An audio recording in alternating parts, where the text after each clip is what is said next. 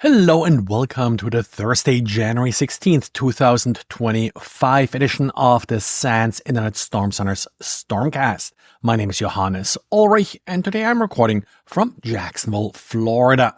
Jing today wrote up an observation he found in our first seen URL list. It's an attack against Netgear routers. Now, you probably have seen these attacks quite a bit. Usually that next_file equals netgear.cfg is sort of giving it away that it's this particular vulnerability they're exploiting. In this case, they are installing a Monero miner on the router. The real question that Jing is asking here, why is this still a thing?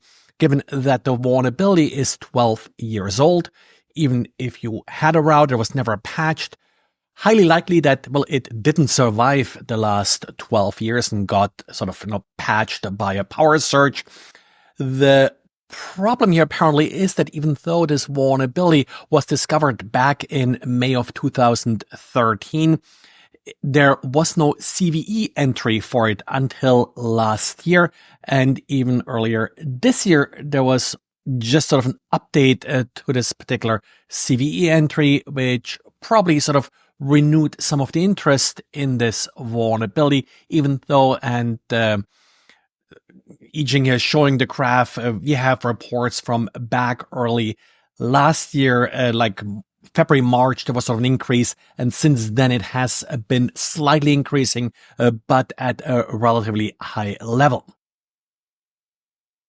Well, and today, of course, it's Reboot Wednesday, and with that, we do have sort of a couple things to catch up on that didn't make it into yesterday's episode. One issue was brought up during ShmooCon last weekend. Truffle Security, in particular, Dylan Irie here published a blog post about this, and that's a weakness in how OAuth is often implemented. Now, one thing that you can do with OAuth is OpenID Connect, where you are using a service to authenticate to a third party. Common example here is login with Google, and the example used by Dylan here is using login with Google to authenticate to Slack. Now, as part of the statement that Slack is receiving from Google to identify you, there are a couple different fields. There is a subject identifier. This is sort of a randomish ID that can be used then to identify a user, but apparently this is not quite consistent enough. There's also an email address that's being transmitted, so often the email address is being used to identify a user. The problem with this is that if, for example, a startup sets up a domain, sets up a Google Workspace, then their employees use the Google Workspace authentication to authenticate to Slack. Well, if the startup ceases to exist, which sadly often happens, the domain no longer is being maintained, someone else can grab the domain and now impersonate these former employees with various services that they set up using the login with a Google feature. So the problem here is that how do we basically identify if a user is sort of being reissued? The proposal here is that in addition to the email address, there's also a workspace ID that's being used here. Now, so far, Google initially didn't do that. They didn't include a workspace ID here because that would change if the workspace is being set up again. That's now a new workspace with a new workspace ID. Google really saw this a little bit more as well, sort of an abandoned domain problem. It's not really their problem. It's the problem of this startup and such to not, properly discontinuing accounts and such. But that's, of course, really difficult as well. Well, just ahead of the ShmooCon call or talk last weekend, Google actually apparently reacted to that. It is going to change it or has already changed how they're sort of doing the authentication. If you're relying on any provider like this, and this is really not unique to Google, you do have to think a little bit about what happens if someone is sort of re-registering an account with that particular provider using the same email address, but they're now a different individual.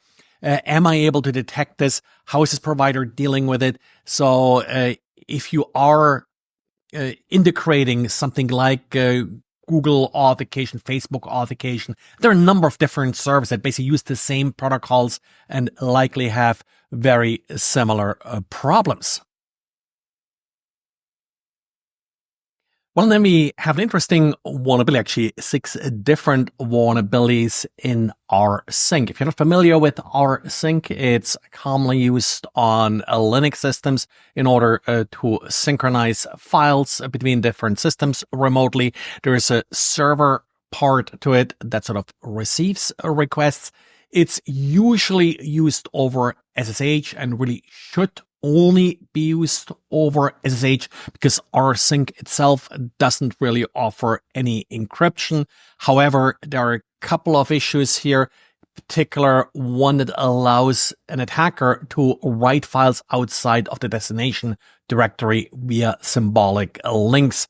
That is one that I think is particular sort of tricky and probably not that hard to exploit. There are also some buffer overflows, information leaks to defeat ASLR and such.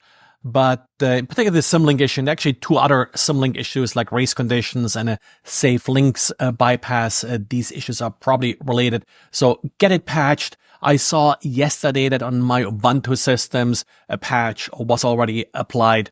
So patches are out there for the major distributions and should be pretty straightforward to apply. And in the show notes, I'll add a link to the Fortinet page of security advisories. If you are running anything that starts with 40, please check that there is an update available. I lost a little bit track which ones I covered and I didn't cover here. There was the Node.js issue yesterday.